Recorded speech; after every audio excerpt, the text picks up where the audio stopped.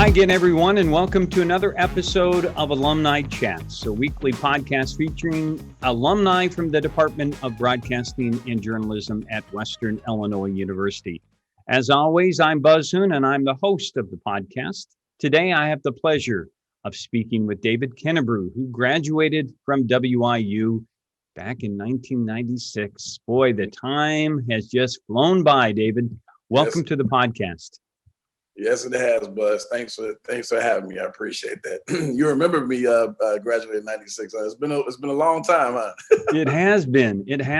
I mean, when you think about it, it's our 25 year, and I mean around that anniversary, because I think you were a December graduate, weren't you? I was. I graduated in December. Yep, December of '96. Yes, okay. I did. Yeah.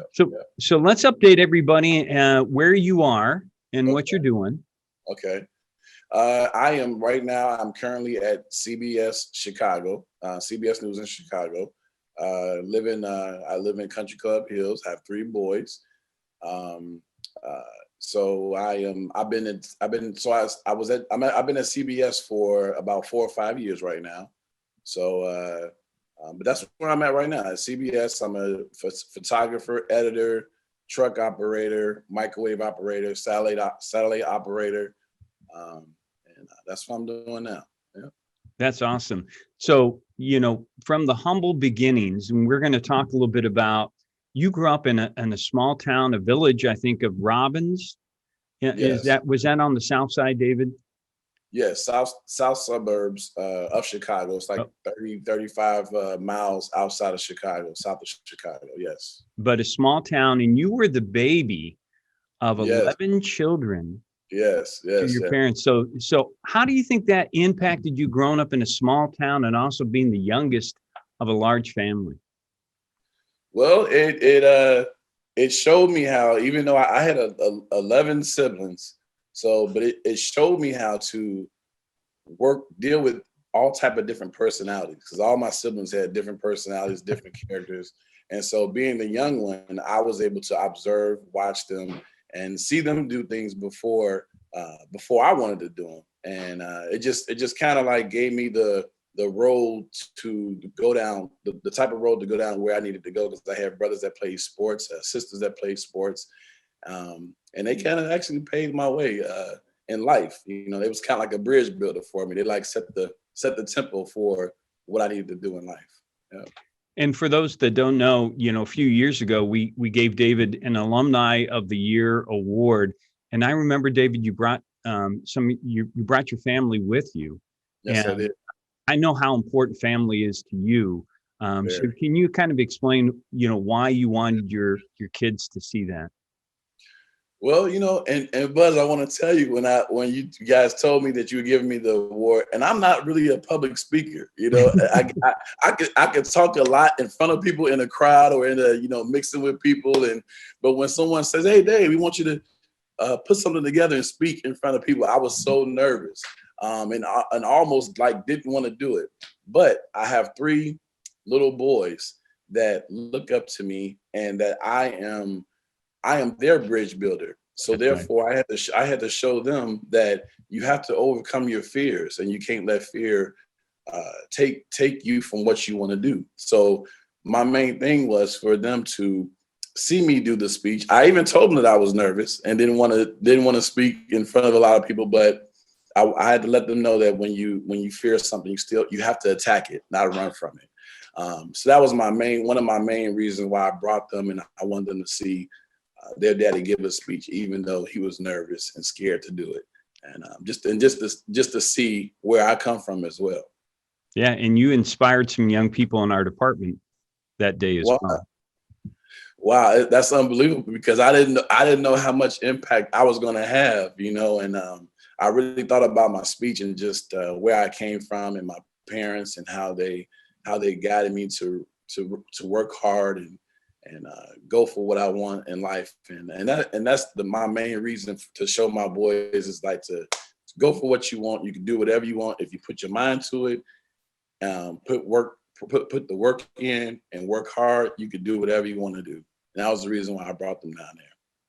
Now, the fortunate way that we had you as a student, David, was you were actually recruited to play football. And Randy Ball was the head coach. And I think you said Coach Wilt was your defensive coach. Talk a little bit about your athletic career. Yeah, well, I grew up on Maxey Court in Robbins, where all we did was play sports, and so that kind of set the tone for me. Like I said, my brothers and sisters, they played sports, so I always watched them. But in Robbins, we stayed outside until the what they call the lights come on, and that's like our curfew sign. When the lights come on, you got to come in. But we stayed outside and we played sports all day: basketball, football, baseball, everything. So with that, playing sports, I played for Little League in Robbins, Illinois. I ended up going to Richards High School, where I was a receiver. But my junior year, I was able to move to the quarterback position, where I started my junior year as a quarterback, and then played my senior year as a quarterback as well. Western Illinois, WIU recruited me after my senior year in high school, and I went to Western, and I loved it. I loved it. It wasn't that far from home. It was like 3.5-4 hour drive, and yeah, I played under Randy Ball and Coach Wilt. I got there and played quarterback a little bit, but then they ended up moving me to special teams and defense as well. But that's how I put my feet on the surface of Macomb, Illinois, and that's right. Becoming a Alumni. And you were part of that at that period of time. They were building the program. By 97, 98, they had really great success, but it was because of those years, those mid 90 years of team building that they had. Did you see that coming? You know what? I did not see it coming. When I got there, to tell you the truth, Buzz, I didn't know what I wanted to do as far as career wise and my what I was going to take up. And my brother told me to look into broadcasting at WIU. And I was like, oh, okay. And I looked it up, did some research, and I didn't know that was a building process or time or what have you. But I just remembered that they had it. I did radio and television, and I was like, okay, I kind of like this, and I did not know it was a building time. They were trying to get everything together, but so many things were there that really helped me figure out what I wanted to do in my career at Western Illinois. It was great. So you started to get some skills within production and other students, which always happens. In our pre-interview, David, you mentioned that some students started asking you for help. So I want to know, who are those students? How can I go back and change those grades? Right. No, I'm just kidding. No. So, you started to find an interest in being able to understand how you could tell stories visually, right, at that period of time. I did. One of my fellow students, Chris Kroc, me and him, we were like a very strong team. I don't know. We were just young college kids and just really felt that we could take over the world. Yeah. And to this day, he's a good friend of mine. But me and him, I remember, I think Sam Etzel was like, hey, if you guys can go out and find your own stories on campus, and if you find your own stories, put them together, we will give you extra credit. And me and Chris Kroc we was determined. And the thing is, it worked because he wanted to be a reporter. I wanted to be the photographer. And sometimes in the broadcasting business, if you have two reporters that always want to be on TV, you can kind of bump heads.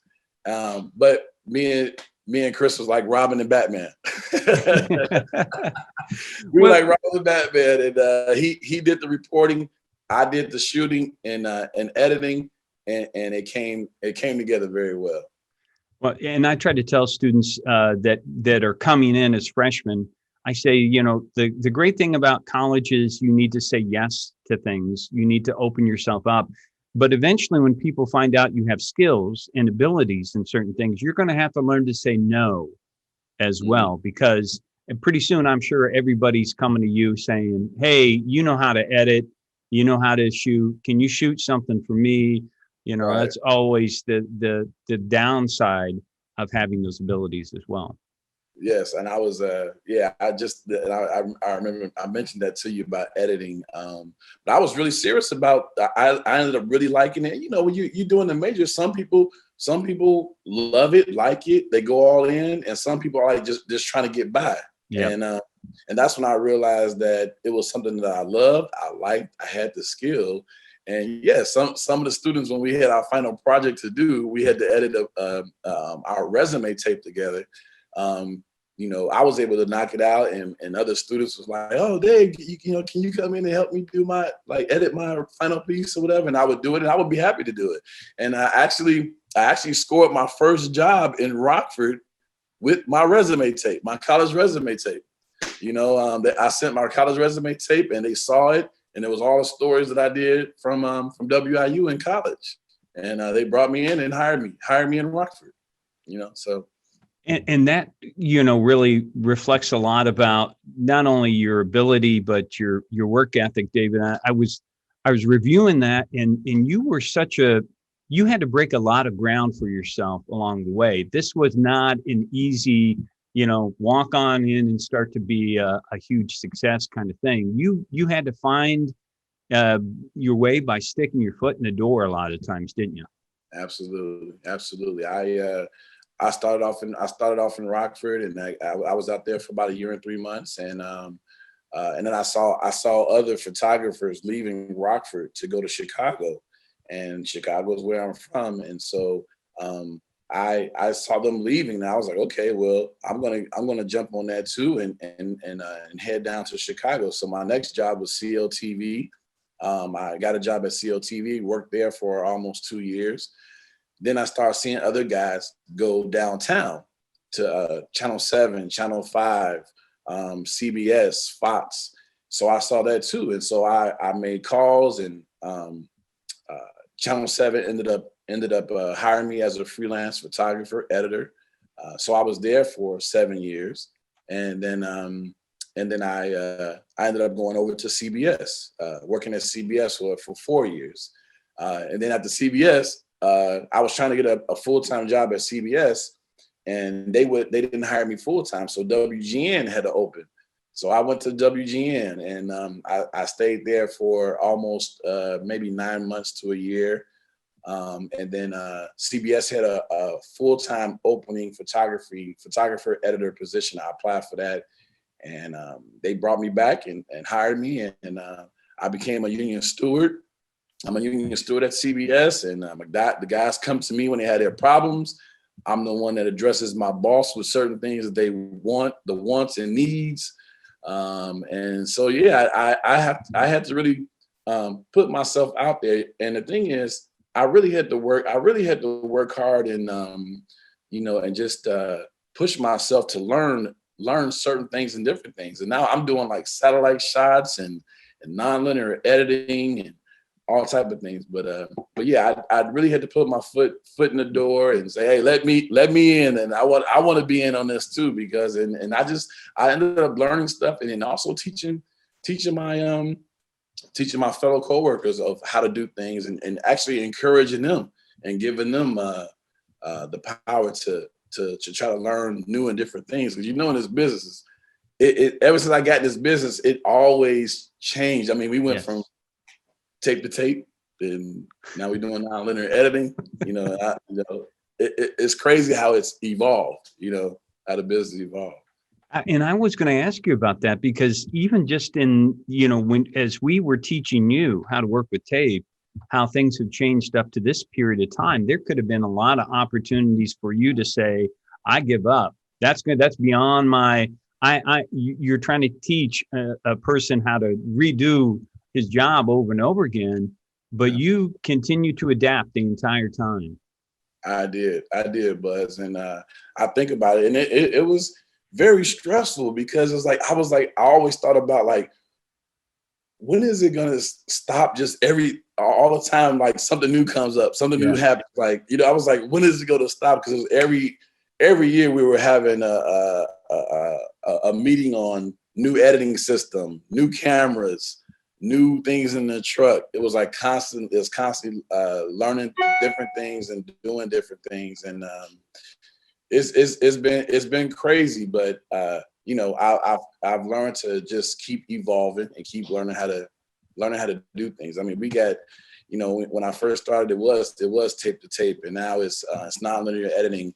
And now we rarely use microwave trucks in satellite shots now. Now we have these things called backpacks, the Zeros, that we could just take with us and plug up, and you could go live, you could feed your packages with it and everything. And I never thought that we would be at the point where we're barely using our microwave trucks and our satellite trucks to do live shots, you know. And it's but we're using backpacks because now it's like we can be more mobile with doing things. We could get closer to stories. We can move while we're doing live shots. We can, like, I mean, constantly just walking, run if we need to. We're doing a live shot. So it's definitely been changing and evolving, you know. So over the last year, of course, everyone's had these experiences of what's gone on in America over the last 12 months. And you, as a visual storyteller, somebody that is documenting that, tell us a little bit about what it's been like for you to capture all that on video. It's been a chore. It's been like, you know, when I think about it, watching the stories and everything we've been covering, it hits home because a lot of the things that's been happening with you know, with the murders in the public and stuff like that. You know, George, the death of George, and you know, seeing that, I you know, when I was watching that, I felt like he was a member of my family.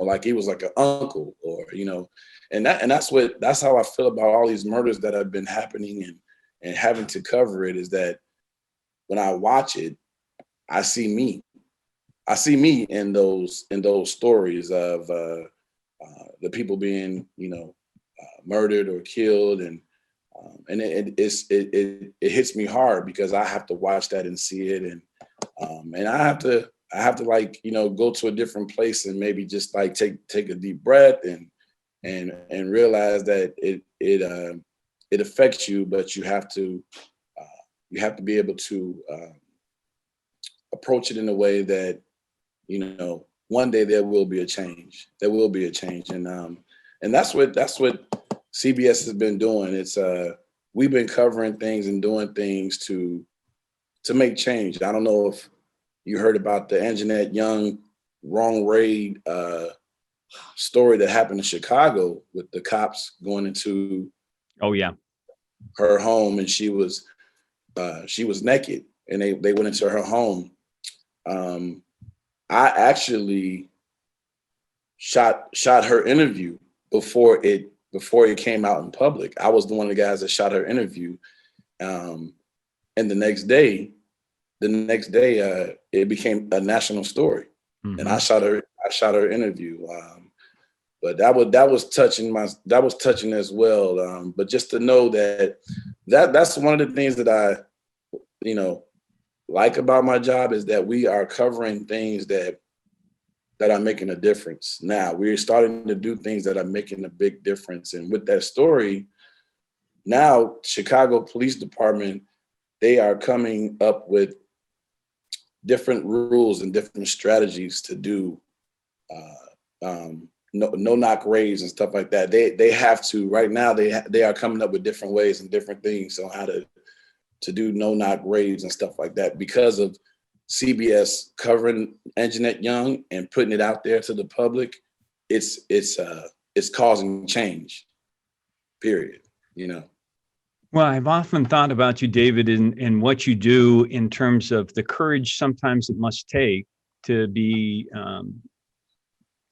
brave enough to stand behind the camera at times when you feel like you know that you need to do what your job entails, yet you also fear for your safety for whatever reason.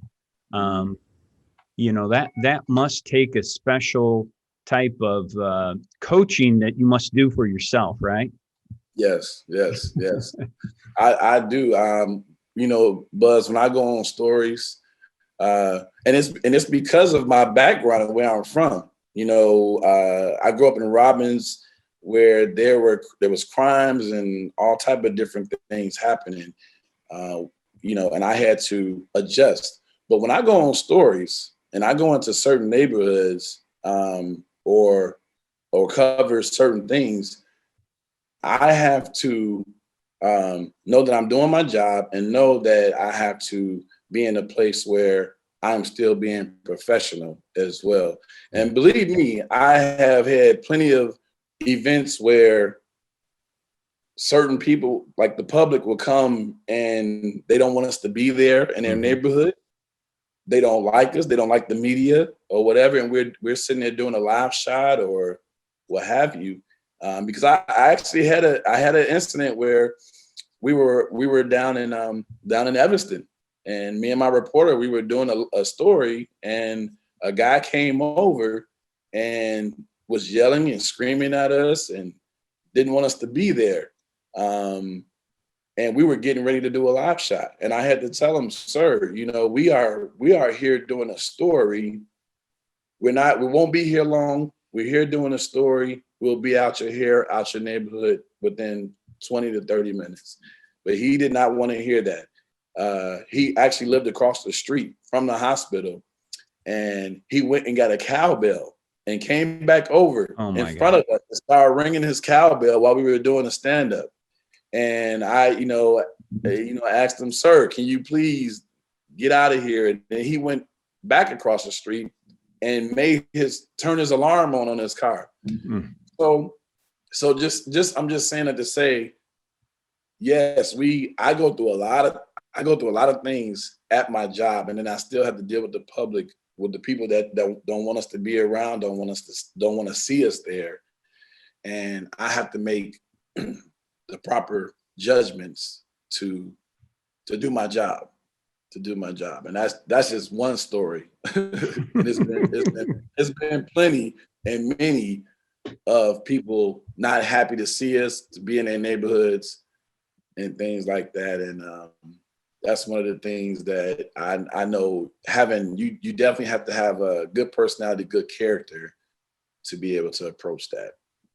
Well, not only did you win an award from us for Alumni of the Year, you've also won some awards for your photography, for your work on different types of stories and things like that, David. And I know that that's not, that's just an incidental part because you don't have any control over that. But it's nice to be recognized for having success as well, isn't it? It is, Buzz. It's it kind of say, hey, it's like a pat on the back. Good job for what you're doing. Everyone, it's not. I'm not doing it for awards, but everyone wants to know that, hey, you're doing a good job at what you're doing, and that's what it's for. And I had to sit and think, like, what am I truly doing in Chicago and truly doing with my business and what I'm doing in my profession. And my job is to inform. My job is to inform the public, to inform the people of what's going on around their community. And I really take pride in doing that now, because that's it's what I love to do. I love to inform the public. I love to let them know what's going on. And I mean, to this day, if I sit around friends and family, I'm like, you didn't know about that story? Like, well, you didn't know about that? And they looking at me like, I'm like, yeah, because I'm constantly, Buzz, I become a newser, a newsie. Because my sister, I always tell my sister, I'm like, I got to watch the news. I need to see what's going on in the news or whatever. That's like, they were watching movies and Netflix and stuff. I'm like, well, hold on, I want to see what they're talking about on the news today. And I didn't used to be like that, Buzz, but being in the field, I have become that, and I really enjoy informing the public and the people of what's going on, and I know that's my way of giving back to the community. That's what I do, is I inform people. through photography, audio, video, and everything like that. That's what I do. So, David, we always like to kind of wrap up and talk about what kind of recommendations you might have for a student that's interested. David, in 2021, what would you say that to the young videographer, to somebody that's interested in the behind the scenes action, like you were? I have a few things that I was thinking about, and my thing is figure out what you want to do in the business. That's the first thing, is just figure out what you want to do in the business, and then be passionate about it. Like, learn as much as you can about it. Be the best that you can be with it. Like the Mamba mentality that Kobe Bryant say, be the best at what you are doing. Yeah. And also I say land an internship. Definitely get an internship before you graduate, so you could touch and feel some of the things that you're doing, shadow someone, and just to learn what they're doing before you graduate. Also, find a mentor. I would say find a mentor, someone that doesn't mind feeding into you and letting you know about the business and teaching you. It's just good to have a mentor you could call and talk to. Also, become a part of a broadcasting organization where I am a part of the NABJ, CABJ, and before the COVID, they were having they would do every year they would be in a different city, and you go and you come together and you network and stuff like that. And one of my last things, it's a job trying to find a job. You have to do the work. You have to make calls. You have to network. You have to put in the time to find a job. Difficulties we do immediately, the impossibles take just a little while longer. And that's just my thing with the students. Just definitely put it in the work and work hard for what you want to do. And you keep doing the work, it'll eventually come to fruition. Wow, those are some great recommendations, David. And I have always been so very proud of you. All what you have done, your perseverance, your work ethic, and everything. But even more, when you came back with your family, and I saw that made me happy, because I know that's really what's important to you, is your family as well. Yeah. There's the success in the job, which I'm so happy for you, but you have a great family, and I'm also very happy for that part of you as well. Thanks, Buzz. I appreciate that. Well, thanks for joining the podcast, David. It's been a great conversation, great catch up with you. Yes. And I really appreciate all that, the words of advice that you have for our students as well. Thank you, Buzz. Thank you. I appreciate you having me. So for our viewers, make sure to join us again next week for another talk with the WIU alumnus. Until then, stay safe, take care, and God bless.